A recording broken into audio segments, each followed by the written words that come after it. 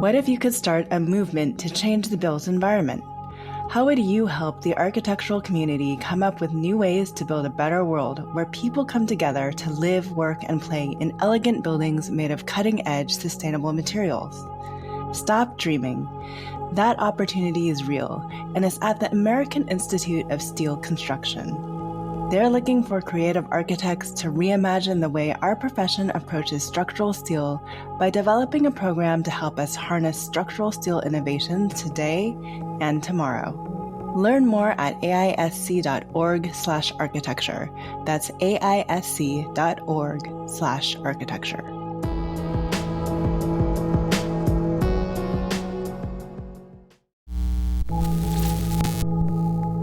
I'm Evelyn Lee. And I'm Janine Chastain. We're collaborating on curated conversations to explore how the industry of architecture is changing. Together, we'll find ways to create new solutions to current challenges while elevating the value of architects. Welcome to Practice Disrupted.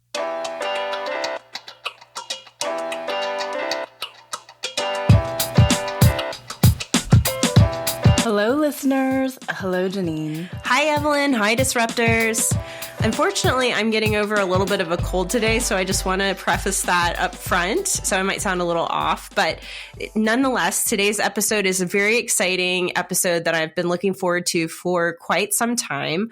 Our guests represent a case study of next generation leaders redefining what the 21st century design studio looks like and how it operates. Evelyn and I often reference this firm as an example of managing an architectural practice in a fresh and innovative way. And they're proving that it's possible to operate 100% virtually. Architects FORA is led by a group of women that I've grown to admire for their leadership and courage as three outstanding next generation business owners. Leah Baer has been on Practice Disrupted a few times, first joining us in episode 18, discussing remote practice during the dark ages of the pandemic. It is kind of hard to believe that we started this show in the middle of the pandemic, or at the beginning of the pandemic. But then she returned in episode 52 again to discuss managing a virtual practice. Today, she is joined by her business partners, Sarah Vaccaro and Kate Conley, to discuss their practice, Architects FORA, a 100% women-owned design firm full of collaborative, curious, ambitious, and creative professionals pushing the boundaries of practice. Over the last year, I had the opportunity to work closely with these three women and enjoyed observing up closely how they co-lead, how they operate virtually, and I've been learning about their vision that they share for the future of their firm. I'm delighted to introduce our listeners to them, as I think that you all will gain a lot from their story and thinking about what's possible in terms of designing your firm in new and intentional ways. So Leah, Sarah, and Kate, welcome to the show. Thanks for having us. Why don't we kick it off just so our listeners can recognize each of your voices? Let's have each of you introduce who you are and tell us just briefly about yourself. Hello, everyone. It's a pleasure to be here today. My name is Sarah Vaccaro. I'm principal and part owner of Architects FORA. We are formerly OJK Architecture and Planning. I am calling in today from the East Bay of California, just due east of San Francisco in Danville. Let's see. In our firm, I specialize in the early design and goal setting stages of a project. I love the challenge and opportunity in discovering the core vision of a project, testing multiple design options, and working collaboratively with our partners to find beautiful and intentional design solutions. We are passionate about and do not take lightly the responsibility of designing homes for real people, many of whom are often marginalized and are integral parts of our community. I am Leah Baer. As Evelyn and Janine had mentioned, I've been on this podcast a couple times, but my role now is with Architects FORA. I am president of Architects FORA based out of Bellingham, Washington. And while I am an architect and have a background in housing, my real passion and primary role is rooted in guiding the big picture of our practice and building and supporting powerful resources, networks, and teams necessary to deliver our successful projects. I love everything practice operations and the back end of what we do. I'm Kate Conley. I'm the third of the three partners. I am calling from Fort Collins, Colorado. I'm responsible for what we call the building excellence aspects of our practice. So, really taking those great designs and making sure that our team has the knowledge to document and detail them in ways that are super clear and constructible, really to support that design all the way through construction and opening day. So you went into business together under the premise that you were taking over ownership of a firm with a 40-year history. I wanted to just briefly talk about that ownership transition and how that came to be, because you all are quite young for business owners. And I think that that's pretty remarkable about your story. You know, it's funny. Everyone says we're young, but we're 5 years older than Jerry was when he started the firm. That's true. Yeah, I agree. Like, the funny thing is, a lot of firm owners with 30-year-old practices were in their 30s when they started. And, here we are, we're all starting our businesses. Absolutely. I think Sarah tells the origin story of the firm transition the best, since she was the first point of contact. Yeah, I can kick it off. So let's see, about 5 years ago, I found myself at a nexus of either leveling up at a firm where I had been practicing for about 10 years, leveling up to the next level of leadership with them, or taking a chance and exploring something new. I'm the type of person that makes decisions with my heart. And while unclear and absolutely heart-wrenching at the time, I chose the latter. And that's why the three of us are here today. So very thankful.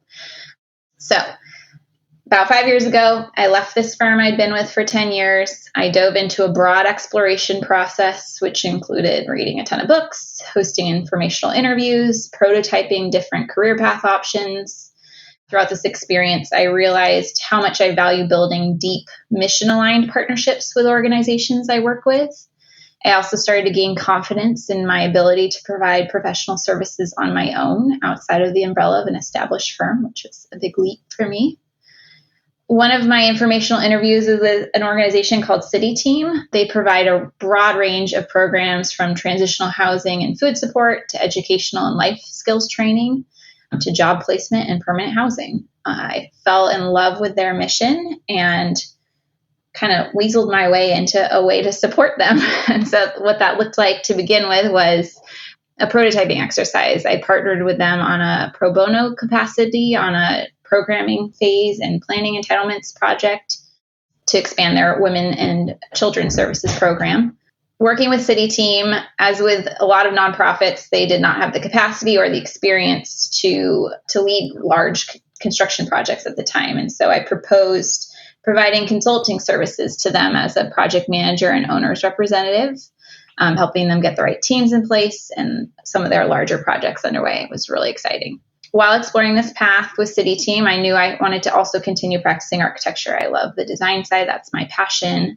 I was starting to learn a lot more about the depth and breadth of the housing and homelessness crisis, particularly in the Bay Area, and the important role that architects can have in designing equitable, resilient, and vibrant affordable housing options. So I went on a big research project of finding all the affordable housing firms in the area, talked to a number that were beyond commute distance that was reasonable at the time, and ultimately found OJK Architecture and Planning, which I was so excited. They were in a commute distance and really just a spectacular firm. So I knocked on the door a lot. Jerry wasn't really hiring at the time, but I just persistently continued to reach out to him. So Jerry King, he's the founding principal of our firm. He'd been creating beautiful and sustainable multifamily housing projects in partnership with nonprofit housing developers for over 20 years. After applying and interviewing a few times, I finally got to start with them in the fall of 2019. And working with Jerry, I learned a lot about the multifamily housing world, how to wear many hats in a small office. I jumped into many leadership responsibilities, including hiring, business development. And then to my surprise, at my 6-month review, Jerry shocked me with an incredibly flattering and simultaneously terrifying offer for me to step into firm leadership and eventual ownership as Jerry started to wind down. I had decided to start a fully remote practice back in 2018 and jumped from a large global firm to do that and went off on a wild adventure, really selfishly wanting to build the practice that would best support me as I went on my adventure of, building a family and moving to a different state and trying to just do things differently and see what was possible. So I had been working for myself and building up a team for a handful of years. We were working on a deeply sustainable off-grid project in Hawaii, and then started to diversify a little bit on other smaller projects in California. And then the pandemic hit. And as we all know, things changed quite a bit. For us, interestingly, not at all logistically, because we were set up remote from the beginning, but our work dropped off pretty rapidly. And I found myself with a team and nothing to keep them busy with, despite being able to function appropriately as a firm at that time. And so one of my team members, our senior architect, told me, I realize we don't have enough work for me. I'm going to go look for a job. I'll let them know that I still want to work with you, but, I need to look for something. I have to support myself. And I totally understood. She happened to apply at OJK and interview with Sarah and was hired by them to work on one of their projects because they had an abundance of work going on and didn't have enough staff. And her first day, what was supposed to be her first day in office, was the first day that everyone was sent home to work from home and shelter-in-place orders. And Jerry, the firm owner of that firm, and Sarah and Denise talked pretty quickly about, what was going to happen. How are we going to handle this? They weren't set up for remote work. Nothing was on the cloud. They were still working in AutoCAD. Just a lot of updates to the systems necessary. And so Denise, this employee of mine, proposed a brilliant idea, an exchange between our two firms, that we could help them go fully remote and bring them into Revit and bring them into a cloud and collaboration platform overall.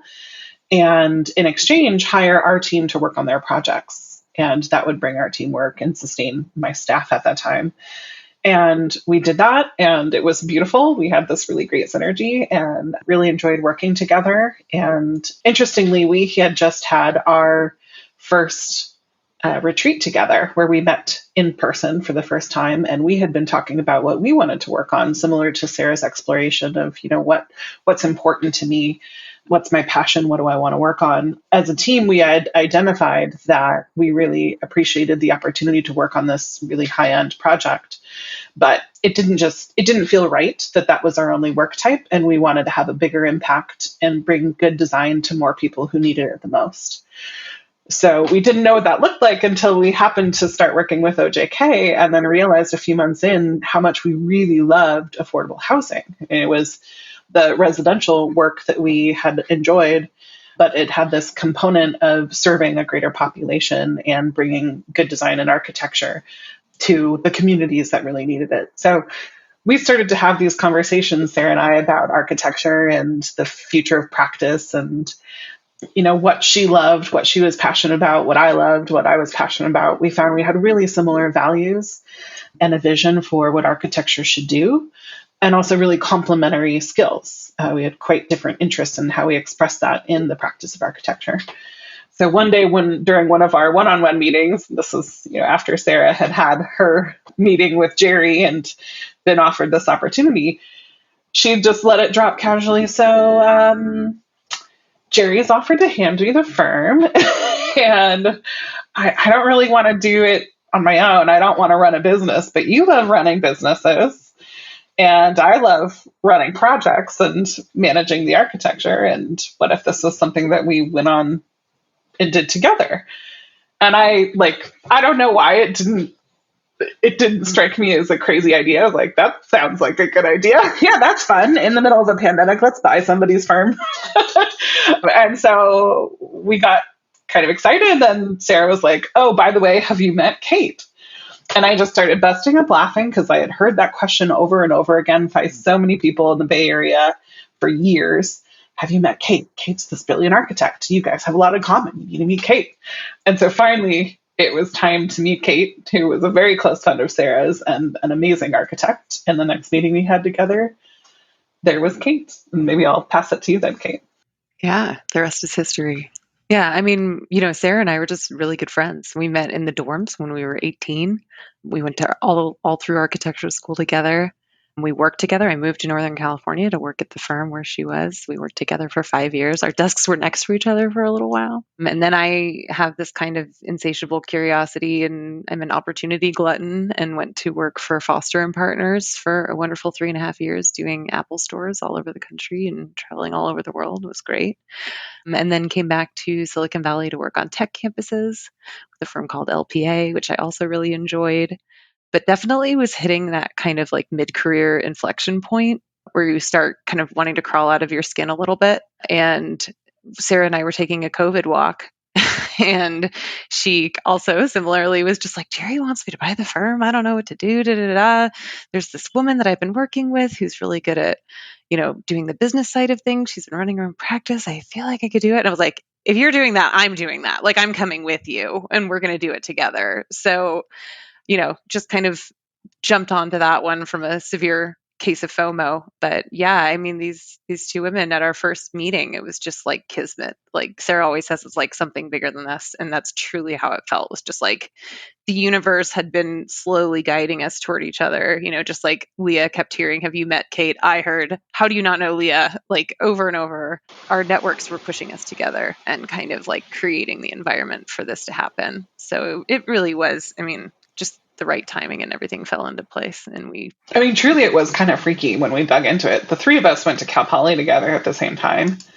Kate and I actually grew up in the same hometown. Pretty sure we went to the same dance instructor. We probably danced together. We have all of these sort of swirling connections that had just been building over time until we were ready. And finally it was like, okay, we're ready. Let's do this. And not a small responsibility to tackle. I'm sure coming, straight out of practice and well, Leah, you had been running your own firm, so you kind of had some introductory to this, but certainly Sarah and Kate coming out of practice running projects, this is a big leap into being responsible for an entire team and managing all the projects underneath that portfolio. You guys presented at A23 about this ownership transition, and I know you're going to be presenting at the Women's Leadership Summit. I just want to tease out what this ownership transition means to each of you and what that has been like at a personal level. That's a good question. I think it's a pretty different answer for each of us. So we're at late summer of 2020 when all these COVID walks, brainstorming sessions, bigger than us pictures started to come together. And this was 6 months after Jerry and I had initial conversation.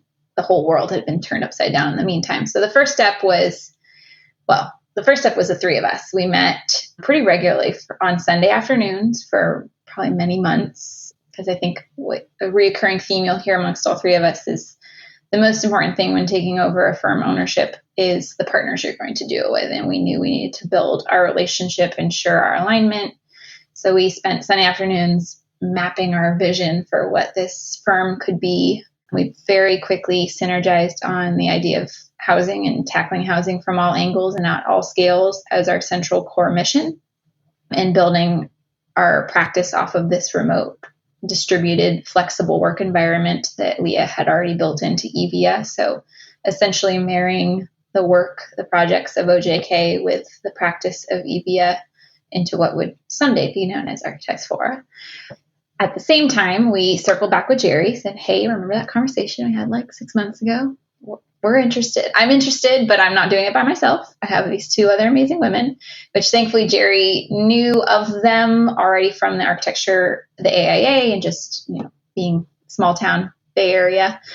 So we, started meeting with Jerry regularly. He had a firm transition consultant already on board and had done a lot of the legwork of compiling all the financial, all the business records, starting into the evaluation process. So we started into that. We hired our own consultant and actually a team of consultants, which I think Kate could probably speak about the best, our team of 5 people you should have when you're taking over an architecture firm. But basically, over the next few months, we went through pretty intensive negotiations of how this transition was going to go down, all of the details of it with our consultant teams, to the end goal of successfully transitioning our projects and our clients over in the midst of really important work being done. and to launch the three of us as the new owners early in 2021. For me, I think thinking about all these folks who supported us at the outset, what it means to me is just discovering how much deep support we had from our community, from our architectural community, from the broader community, from our families. Like, we were kind of the last people to realize we were ready for this. I think that's been the biggest boost and the biggest gift of doing this is, having these two women that I know I can rely on who force me to take days off when I'm about to get burned out. And just realizing how many people were like, oh yeah, of course, we were waiting for you to do that. We were waiting for you to start your own firm. Like, yeah. Whereas for us, it felt crazy. But yeah, I mean, we had our management consultant. We reached out to our network, which is really important. There was a woman who was in the Women in Architecture committee with us who had just done her own firm transition. She was an invaluable source of information. Reaching out to a tax expert as early as possible because there are enormous tax implications for how you structure this deal. Having an attorney, of course, is super important. So you're going to be taking over insurance liability for these projects that you're buying for the next 10 years and making sure that that's something that's like realistic and viable, and making sure that the firm that you're taking over is in good standing and the projects are in good standing. It's a really huge part of the leverage that you have, is the risk that you're taking on as a new owner. So those were really important conversations for us too. But all along the way, no one was like, you three? Are you sure you want to do this? Everyone was supportive. Everyone was like, this is great. When Jerry told his clients about this transition, everyone was like, congratulations, this is so great. We're so happy to see this firm go to three women. It was really like a resounding yes from everyone involved, and that's been lovely to experience. Yeah, I think I came at, as you noted, a little differently, having been running my own practice for a handful of years. I think I had really spent the past couple decades coming to understand that my ideas and my goals have always been bigger than myself. And when I was younger, I didn't really understand what to do about that because I was also fiercely independent. And so going off on my own was that first step where I could start pursuing my goals the way that I wanted to. But it wasn't until I hired my first team member and members that I realized how much more I could accomplish with a team. And then I think I got to a threshold without realizing it, where I, as a leader, was starting to butt up against my limitations, given like my interests and passion and focus and what I wanted the firm to become. And so it was this really beautiful moment meeting Sarah and Kate and starting to explore with them in the like crazy mind mapping sessions what would happen in a partnership rather than leading a practice on my own, which I had never considered a partnership before. So it was just sort of this wild new concept. And working through the fears of losing the sense of, my black sheepness and what I wanted to do differently with this practice, and, worrying, oh my gosh, are they going to think that I'm crazy? Are they going to realize that I don't really know what I'm doing? And learning to build that sort of trust and support between the three of us was really powerful. And then, now as a firm owner in a partnership, what has been most incredibly meaningful is seeing the exponential growth and opportunity that we have now in a partnership running a practice individually.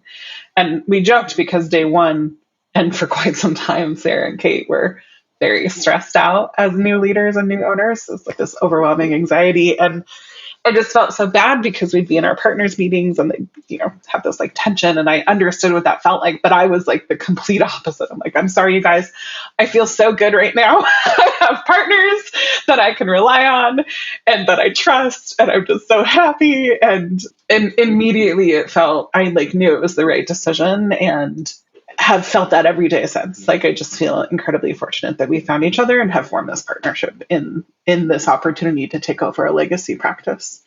So that's been most exciting for me in this transition. So just to round it out with what this firm ownership transition has meant to me and means to me today, I feel like I'm always discovering new things.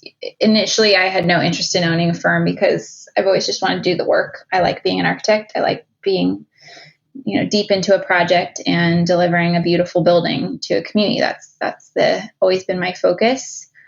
I think what I'm discovering in now being in this partnership and leading the amazing team that we have and working with all of our partners is that it's bigger than the building that comes out at the end. It's about the process that you get to walk through with your partners, with your collaborators, with the community. And yes, the building is critical and so important and can really be impactful in a positive way.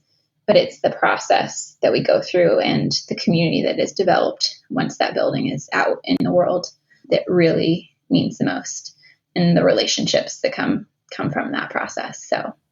So now that we kind of have heard the origin story of FORA, can you tell us where you are today? I mean, there's a lot of references that I even continue making back to your website about who you are, how your website tells your story, and how it's so actually transparently communicated outward. But for somebody who hasn't scoured your website or just wants to know more about, what is the thing you all came together and created, how would you describe that? I think it was really born out of our rebranding exercise. So after we had just gotten used to running this practice, we had a series of workshops with all of our team members and decided to really define and build who we were now and who we are now. And that's how Architects FORA was born. And it was a deep exploration of our mission. And I think that really came from OJK and Sarah's heart in passion for affordable and restorative, resilient housing. And then how we wanted to run a practice internally. And we found over time in further developing those values that we have a really strong connection and really reflection between how we run the business for ourselves and for our team and how we interact with our communities and our clients and produce healthy and supportive architecture. So that's been really important for us in becoming who we are now, is to really, talk the talk and walk the walk in every way as it relates to creating this, supportive community internally and externally. Yeah, I mean, no, I would second that wholeheartedly. I think that Sarah nailed it, is that the expansion of this practice has been about the expansion of relationships. And I think that being very authentic about who we are, being authentic about the fact that we're women and we're running this firm our way, being authentic about very intentionally seeking a diverse team with diverse interests and diverse backgrounds and diverse points of view has made us stronger, lets us operate like a big firm when we're a small firm, and has shown its value to our clients over and over and over. I feel like our listeners are probably listening to this and you guys are dancing around the edges of like the bulk and the meat of what you're doing. So can you tell us a little bit more about, you've obviously clearly set up a virtual practice. What's it like to run a virtual practice when you are definitely 3 women owners, but, what have you done with your hiring processes to ensure ongoing diversity and inclusion? Can you get a little bit more into the meat of the things that you're doing and actually the tactics that other individuals can look at potentially replicating to their practices as well? Yeah, thanks, Evelyn. I can kick it off with some of the remote and flexible work environment items. So this was Leah's brainchild before the pandemic, before everybody started working remotely. And she did it with such intentionality and just heart behind it. She's on the personal side wanted to have flexibility within her own life to live where she wanted to live, but to practice where we need architects the most, which is generally in pretty dense urban hubs. And so she formulated this vision for a remote, flexible work environment and really got all of the systems in place. It really obviously requires a lot of technology, but beyond that, being really adaptable to, what's working, what's not working, let's seek new ideas and folding those in. And the meaning behind it was to really allow just more people to stay involved in the architecture practice. As we're all pretty aware, a lot of women in particular and minorities are not able to continue practicing beyond certain levels because they have other life responsibilities. The demand of the traditional practice is very much in person, long hours, pretty grueling pace, and that doesn't work for everybody. And so this flexible environment remote practice really is with the goal of trying to keep as many diverse people in the practice as possible. I'm speaking from a mother's perspective. I have 2 young kids and was forced into shelter in place working from home, which was not a pleasant experience, but formative nonetheless. And then coming out of that, and as we started shaping this practice around that core tenet, just realizing like the gift that is. I get to pick my children up from school and then send back out in later in the evenings because I can communicate with my teammates synchronously.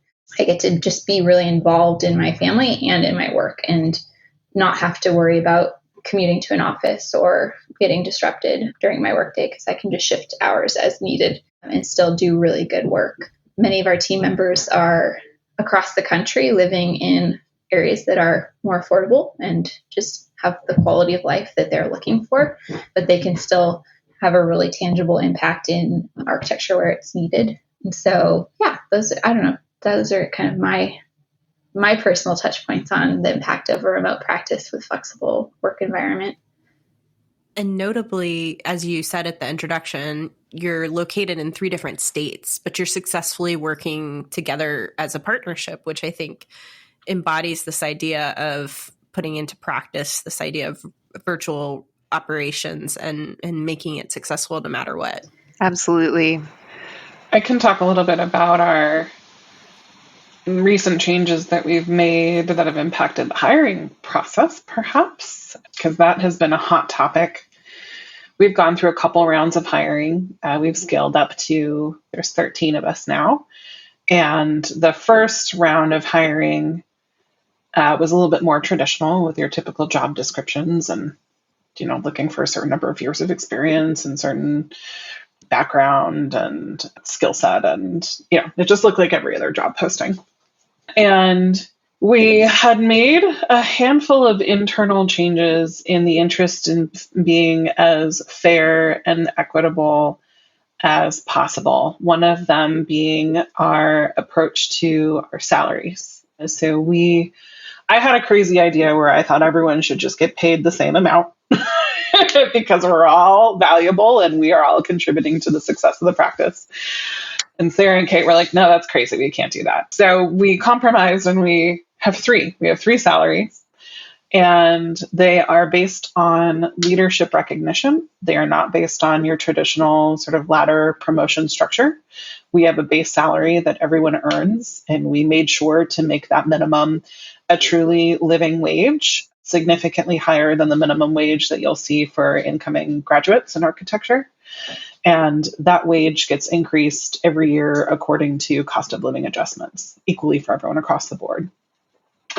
And then at the same time, we developed a leadership recognition structure, recognizing that we had just bought the practice and now we needed to start planning for our own retirement and who was going to take over the firm and how we were going to bring them into leadership over time.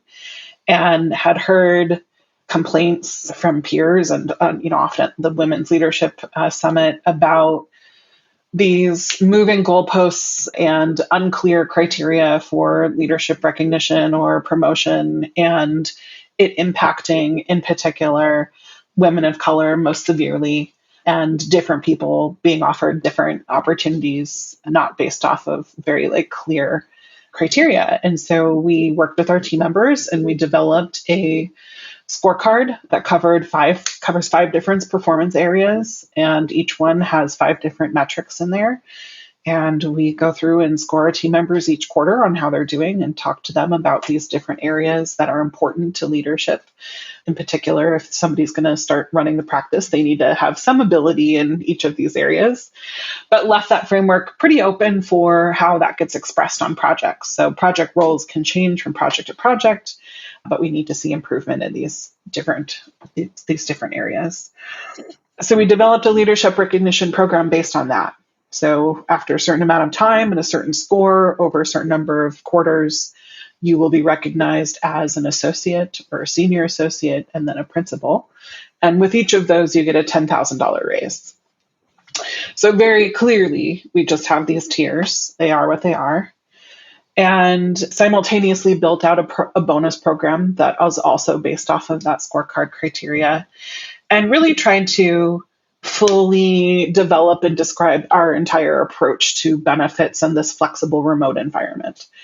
So when it came time to hiring the second time, we were in the middle of really the crunch where everyone was looking for people. They were handing out like offers like crazy. Everyone's trying to pay people, tens of thousands of dollars more. They're getting ghosted on acceptance letters and nobody can hire. It's just like chaos. No one can bring anyone in. And in particular, looking for people that have some level, mid-level of experience, really challenging to find. And we were worried that with this new structure, we were going to have a hard time competing with other firms that were offering so much more above and beyond to incentivize people to work for them. And so we ran this experiment and said, okay, we're going to lay everything on the table. We're going to describe our benefits package. We're going to describe our approach to compensation, salary, benefits. And at the same time, we're just going to throw out all of your regular criteria that people expect of hiring. We're not going to have any minimum number of years of experience. We're not going to say how much education somebody needs to have. We don't care where you're from.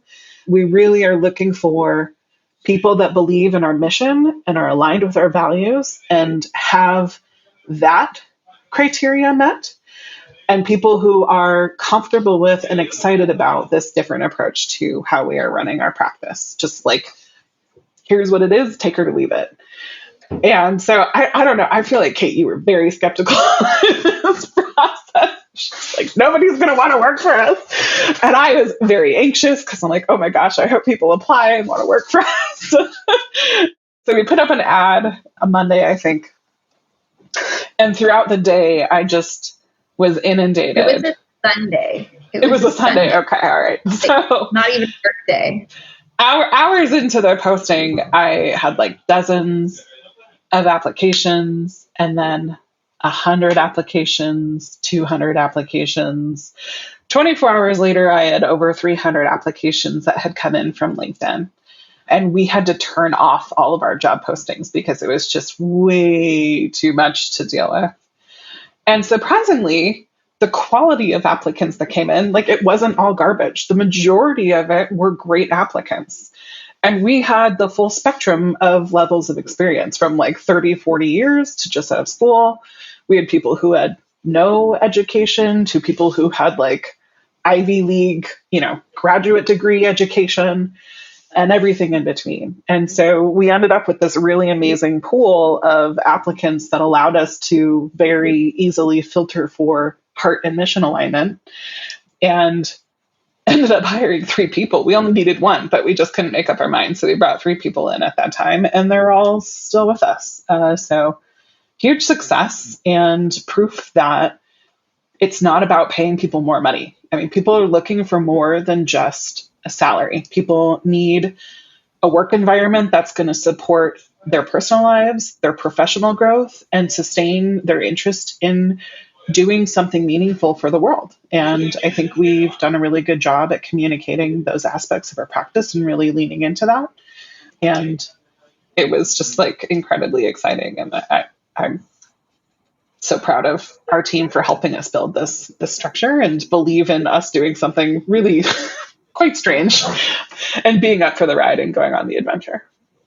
So one of the things that's in this like hyper transparent, very long and detailed job posting that Leah had is one of our benefits to our team, which is that everyone gets 8 hours a week to pursue any subject matter expertise, research specialty that they want in the field of architecture.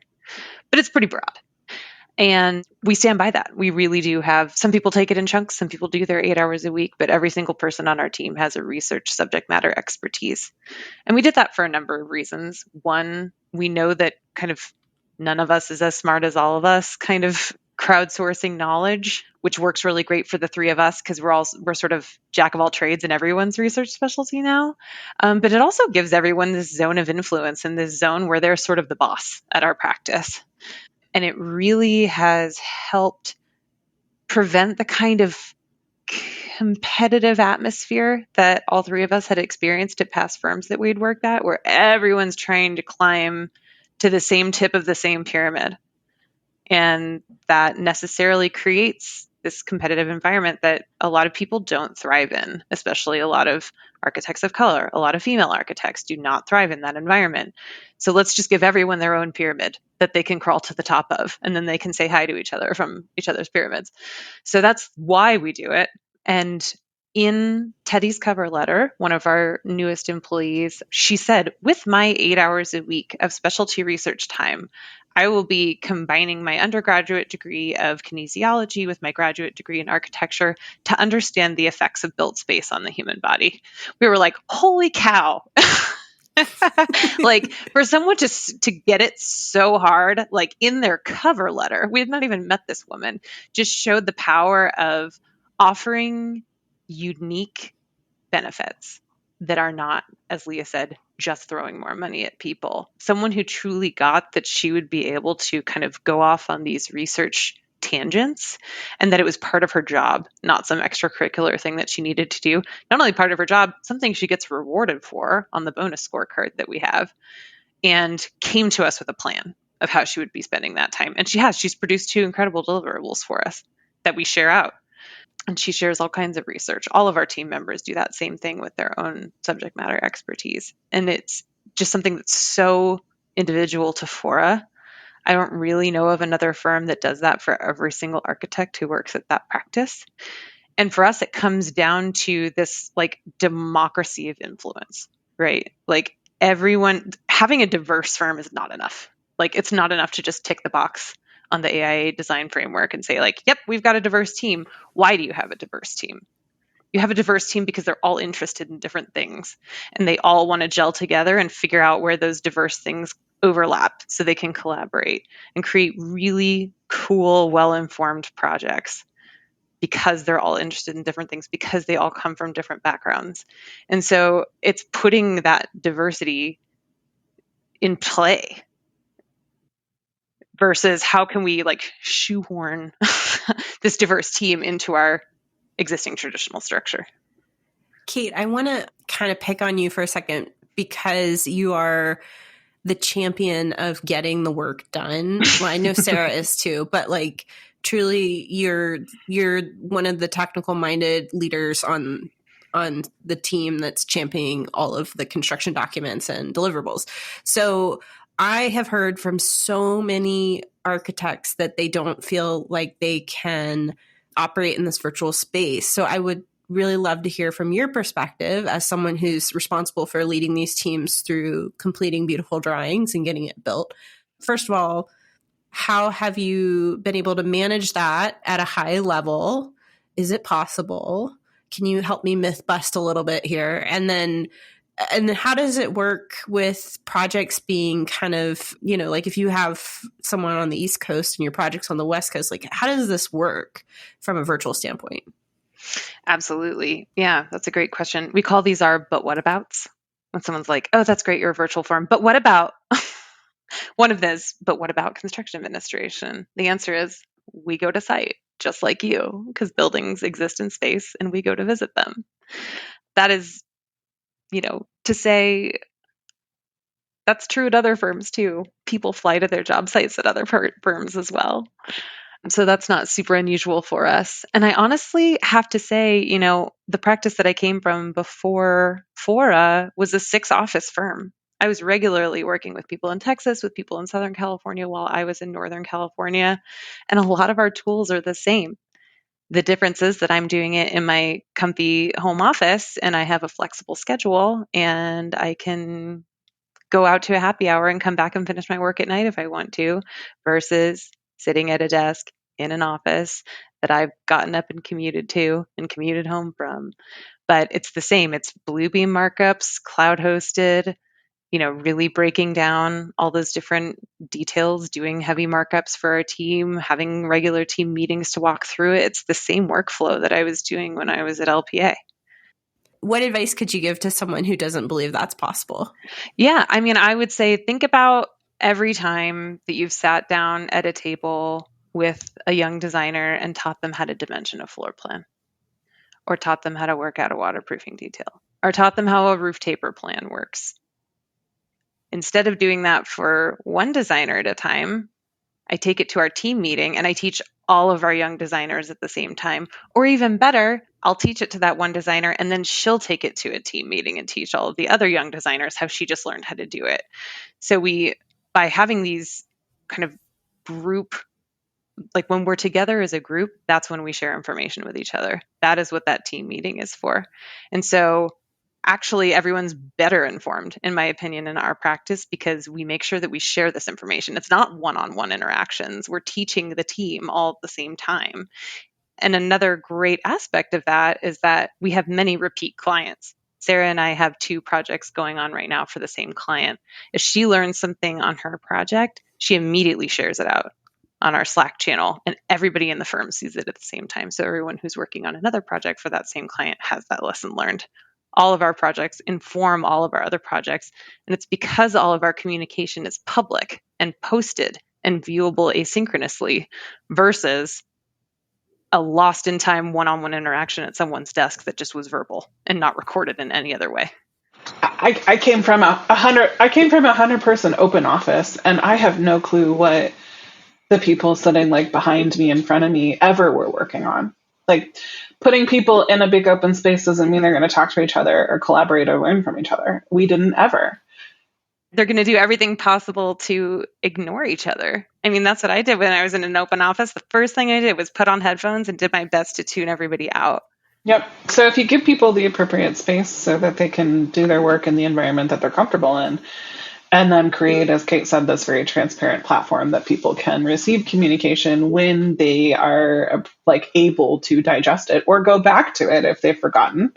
Or if something comes up on a project, you're like, oh, that happened on this project 6 months ago. Let me go search that in this channel and then ping them. And then they can learn from those prior discussions.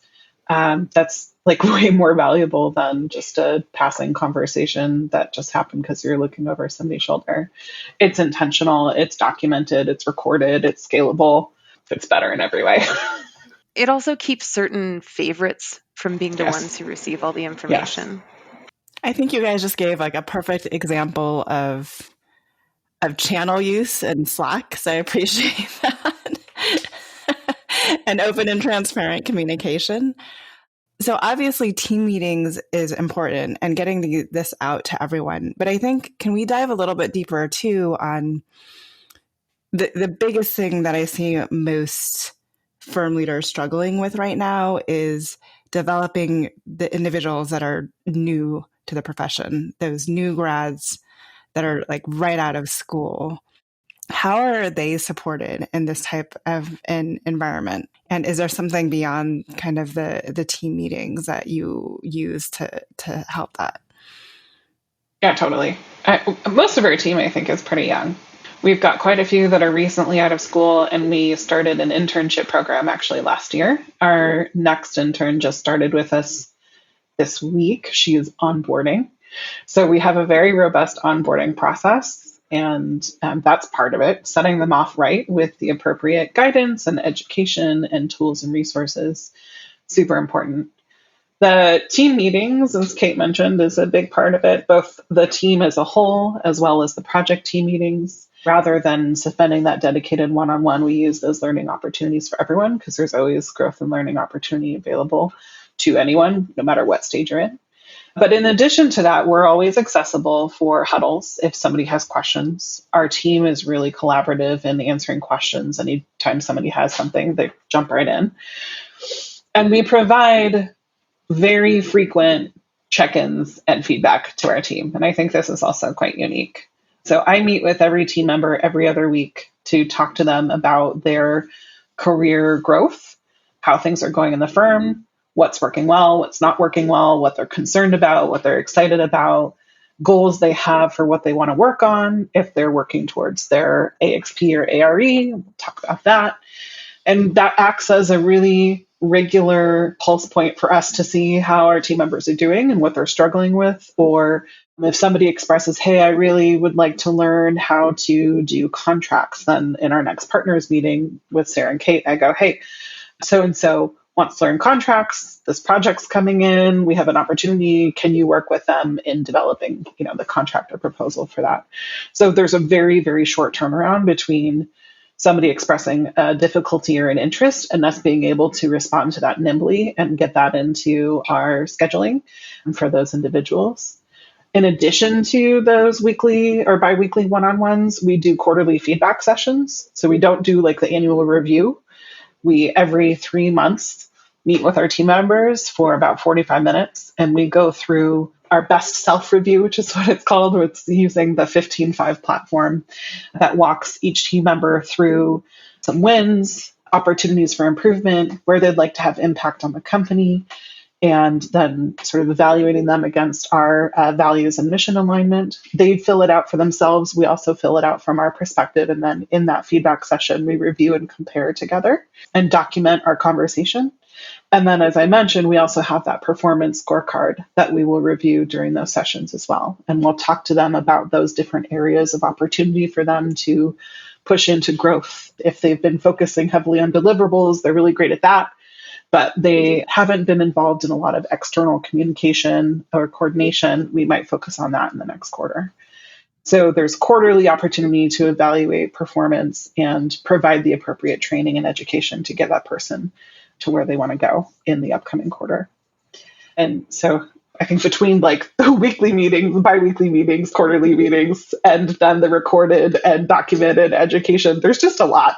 They're sick of us. And like to answer your question like the really blunt Kate way, Evelyn, if you cannot imagine how you would lead an intern or emerging professional in a virtual practice, that means you're ignoring your interns in your office. Like, as a person who in her first year of her job was frequently bored out of her gourd because no one wanted to give me work because it took too much time to explain it to me. And I would literally like open up CAD drawings and zoom in and out to look busy. Like, you're ignoring your interns. Like, don't torture them by making them sit at a desk and pretend to be busy. That's part of the benefit of the flexibility too, is like, if someone doesn't have a lot of time to give to an intern right now, let them go take a walk. Like, I think that it's just such a perversion of the paradigm that you like need to be able to see someone's tush in a seat to know that they're working. Like, if they're getting their deliverables done, they're working. Right. And no, I totally relate to that experience, Kate. Like, just people not really taking the time to sit down and help onboard people, or, I was referring to it as like buying a puppy and then not remembering that you have to walk the puppy and feed the puppy and take the puppy on walks and care for the puppy. But anyway, so one of the things that I observed while getting to know you all is just the difference in how you when you all are using your collaboration tools through the computer, like, it doesn't matter what platform it is. If it's Google Docs, or if we were in Miro, or if we were in, I'm trying to think of another one. You said Monday.com is the one that you guys use for project management. Slack. When you all are in these tools, it's highly collaborative. It's very much like a whiteboard. You all are operating simultaneously. It's unlike anything I've ever seen. You all are really using the tools as like a collaboration platform. So you're in live time sharing ideas, and it's not just like a static, like one person is looking and taking notes while the others are like talking at that person. You all are thinking and using the tools together in a very highly proactive way. And so I think that is one thing that makes you really successful in your collaboration that I would note. Yeah, I can definitely speak to that. I also wanted to just touch on, because we've been asked the question of, but what about how do you do this in a remote practice? We've had, as Kate and Leah just explained, had to be super intentional about how we do things on a day-to-day basis with our team members to make sure we're developing them as architects, professionally, generally, and make sure that we run smoothly as a team. We've also been really intentional about when we gather in person, because that's also a really important thing. We're not saying that that's not, but we just are intentional and thoughtful about when we do that. So we do bring team members out regularly to walk the job site because there's nothing that can replace seeing a detail in real life being built in front of you and working that through with your contractor. So we just invest in that. We don't have to pay for an office. So we have funds that can be devoted towards travel to get our team members in person. And on the project Leah was just mentioning, it's a new client. We're just starting to build our relationship with them. So we very intentionally designed a pretty robust programming and goal setting workshop to kick the project off that really covers so much across all the variety of things that you might want to vision into a project. And we flew all 4 of our team members, or brought all 4 of them. Only one of them had to fly. The other one drove. But we brought us all together with our client in person in a room for the most impactful meeting, our goal setting meeting with them. We spent 3 hours. We had lunch. We had our landscape architecture team on the computer contributing virtually on our whiteboard mural board. We had printouts on the table using real pens and paper and Post-its. And it was highly collaborative, a really strong foundation for the design and vision of this project. And afterwards, our clients were like, wow, that worked really well, having the hybrid with some team members on Zoom and some team members in the room. And so, yeah, just leaning into when's the right time to bring people together, what are you talking about, and really designing the experience from the virtual and the in-person side. And so to speak to some of the tools, Kate and I come from a firm that did weekly design collaborations where we'd pin up a project and everybody would come into the conference room and we'd throw ideas at the project team would present it. They'd ask what they're looking for input on. We'd throw ideas at the board. And it was a really refreshing way for everybody to have a hand in design because you're not always in a phase where you get to do the fun design stuff. And 2, having all these outside fresh set of eyes looking at a project brought really great ideas to the table. Not always, but oftentimes there was a great idea that always came out and it made our projects better.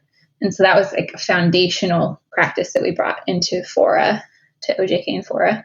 And it looks different because we're virtual, but it's very similar.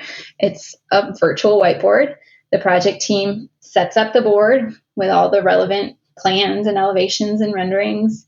They set up the prompt for what they're looking for to dig into. Our whole team gets to log in, hear the presentation, hear the prompt, and then we all go at it.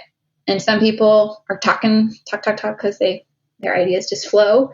Some people are writing. Some people are clipping images from other things and pasting them in. But this online platform allows all types of people to communicate and put ideas in their own way of comfort. And it's so rich and so robust, and our projects benefit from it. And everybody feels like they have a piece of ownership into each of our projects because of that process. So yeah, that's just one of the examples of the way we can come together in a very virtual way, but still have a lot of the benefit of the in-person and really kind of better the in-person experience in that all types of people can communicate and participate in their preferred ways. I think just to clarify for people that might not understand, I am a very introverted individual, and I've always felt that it's much easier for me to contribute to a whiteboard where I just kind of type something on a screen versus having to physically go up and place something on a whiteboard. So been a lot of studies done about how working in these type of spaces, these type of virtual spaces, allows more people, including minorities, to show up as themselves and collaborate and bring their voice to the table. So I think just going a little bit deeper from introverted person's perspective on that. Absolutely. And a practice like this attracts a lot of introverts. And so it's so nice to have the opinions of both introverts and extroverts heard. Because at that firm that Sarah and I both came from, only the talkers' opinions were heard in those collabs because they were done in a very teaching wall and audience kind of way. And it is a certain subset of people who are willing to just shout out, blather into the room at a project team and say, I think you should do it this way. And you miss the wonderful input of all the people who just aren't comfortable contributing in that way. We also have quite a few team members who are very open about their neurodiversity, whatever that is. And sometimes they just can't process all the information that's being thrown at them during our hour-long crit. And the other beauty of the virtual whiteboard is that they persist through time. So they can come back later that evening. They can come back on a different day when they've had time to think about it and contribute their ideas then, and then drop a little note in Slack to the project team and say like, hey, I just added something to the Miro board for you guys to think about. So not only is it like a comfort of public speaking difference, it's also a time difference. And Miro in particular really does a great job accommodating all sorts of different folks in the way they give feedback. That I think has been a really lovely thing to see our team blossom into. Through the process of iterating and coming through building your business together as partners, you all have discovered some of these things that are working and things that you're continuing to improve on. But one thing that emerged very clearly at the beginning of this year was that you all identified that you're building a feminist practice model, which I think is really bold to say that. And we did some press around this to talk about this emerging practice model that you've identified. I wanted you to articulate for our listeners what defines the feminist practice model and why you all identify with that in what you're building. Yeah, this was something that we danced around, whether or not we wanted to lean into the fact that we were all, women leaders. And we had heard people point out how unique our practice model was as we described how we were practicing, or just they saw how we were practicing. And then somebody flat out said, like, this is like a feminist firm. And we sat with that for a little while and really decided to embrace it. I think it's all the things that we've been describing so far. It's that inclusivity of different types of people and really making sure that we are a very diverse and intentional team. It's the compassion for our people, our projects, our communities, that radical transparency, being really authentic and investing in relationships. Those, I think, are really the primary qualities that we've leaned into that people identify as uniquely feminist in our practice model. Yeah, we also pride ourselves on, we call it like the egolessness of our practice, and that the buildings aren't the star. The buildings are merely a backdrop for human activity to take place. And in our case, it's people's homes, which is so deep and personal. And these homes sit in a community that may or may not feel a particular way about affordable housing being in their community.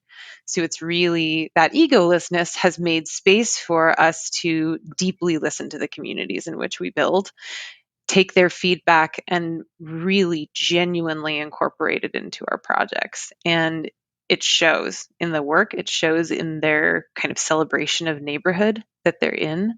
And I think for us, makes a better product and honestly makes design feel so easy when you're doing it as a reflection of the people who are contributing to it. And just to clarify, it doesn't mean that it's all females at our team. We have both females and males, but it's these core values that are often attributed to the feminine side of humans, of compassion, inclusivity, transparency, egolessness, authenticity, relationship building. And so we're really clear and upfront about that's what we mean. And if you align with that, then you have a place here. If that's not what you're looking for, that's okay too. There are lots of different firms. I think to that point, Sarah, it's made it really easy for us to find our ideal clients by being able to very clearly communicate these values and how we work and what we stand for. It's so obvious when really communicating those values well and, being able to produce work that really speaks to those. In speaking with potential clients, prospective clients, it's been really easy for us to find the right match because that alignment becomes very obvious and authentic. And you can just tell these are our people. We're going to work really well together. So I think really knowing who you are and being able to communicate and then express that helps you find that match both, internally with our team members, but also externally with clients. And when you're working with clients that are aligned both in mission and values, our work is so much more enjoyable and fun. We get each other, we understand each other's goals and needs, and we're working in each other's interests towards the same goals and solutions. And like it's just night and day between the clients that we have as a result of this and the type of relationships that I think we've all experienced in the past in prior firms where that wasn't the case. Yeah, some of my text threads with our clients are indistinguishable from text threads with my friends. And I think it is due to just, us being us, and they feel like they can be themselves, and they'll always surprise you by how much they respond to you being your authentic self. Well, to that point, Kate, one thing that we also say is like, yeah, we are the feminist practice, but all other firms shouldn't or don't need to operate the same way that we do. And same thing from a fully virtual platform. We recognize that it's not for everyone, but what we're trying to do by creating a very different type of firm model is create a space for the people that needed something like this and it didn't exist before.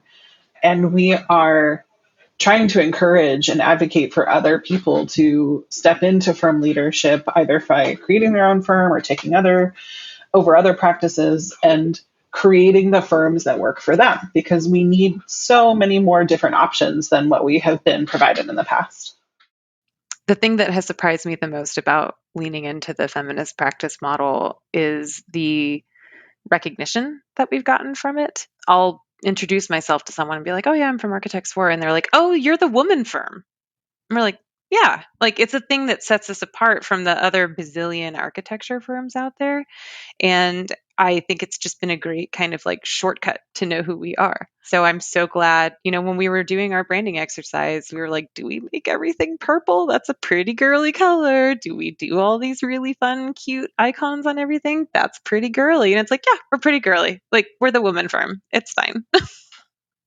And I think it's paid off in spades. Everyone knows who we are. Our branding so patently reflects what it's like to work with our team that it's a decision I'm really glad that the three of us made and that our team was behind, because they were part of that rebranding exercise as well.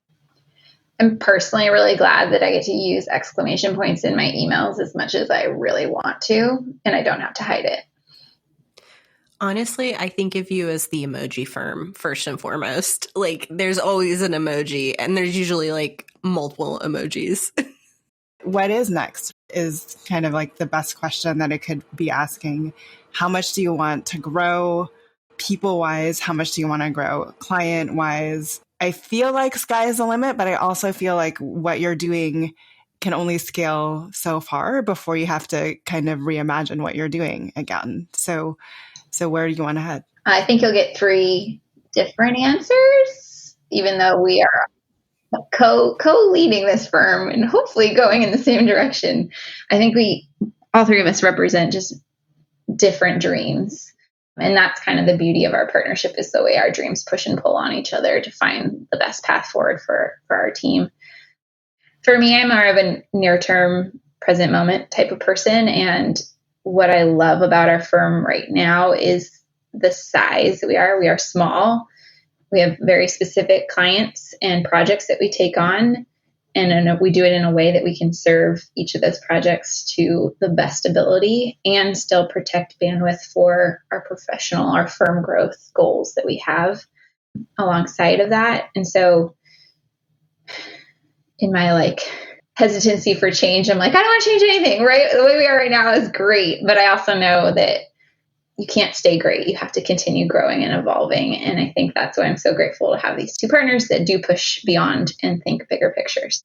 Yeah, I think one of the very earliest conversations we had as the 3 of us is this idea of like enoughness. Like, what is enough of a firm?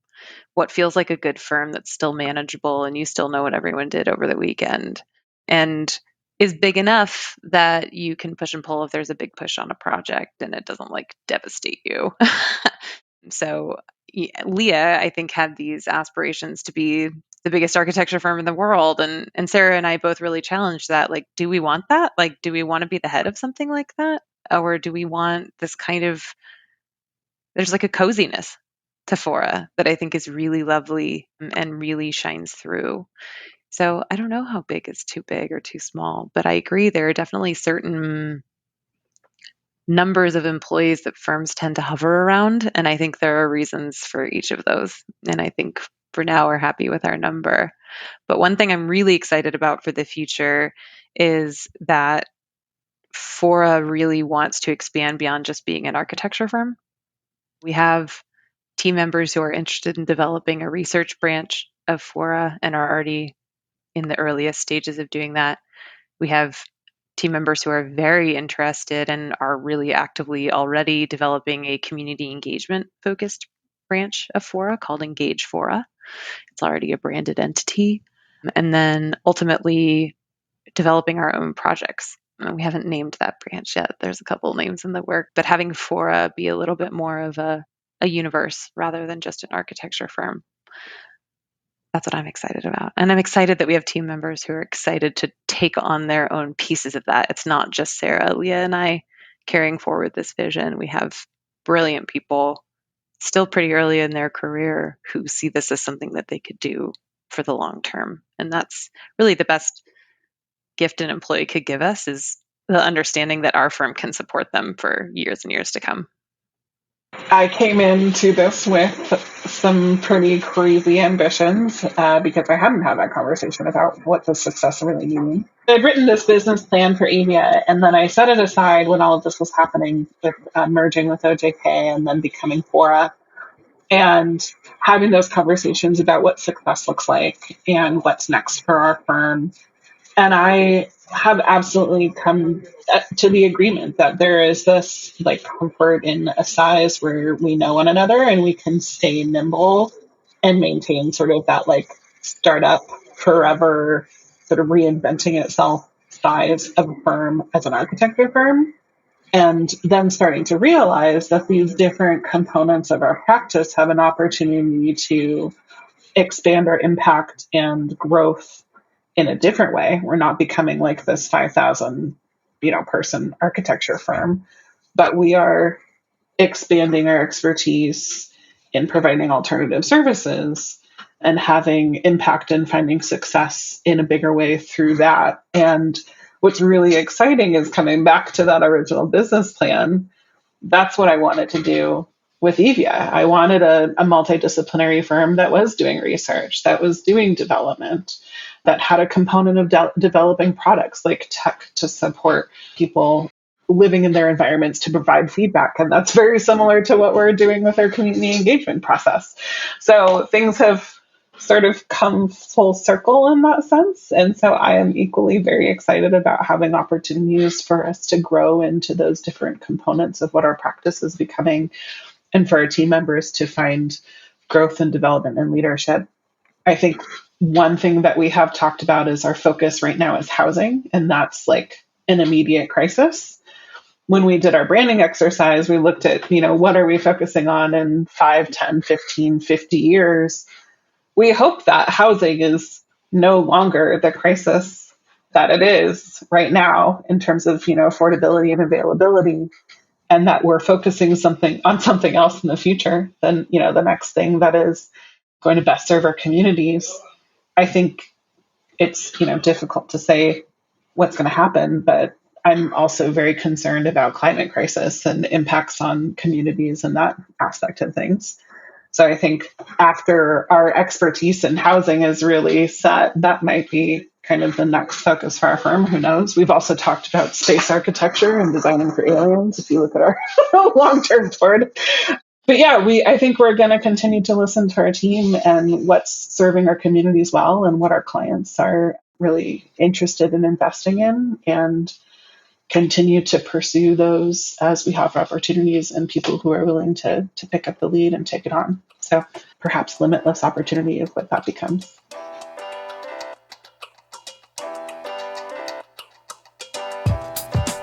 Hi, Disruptors!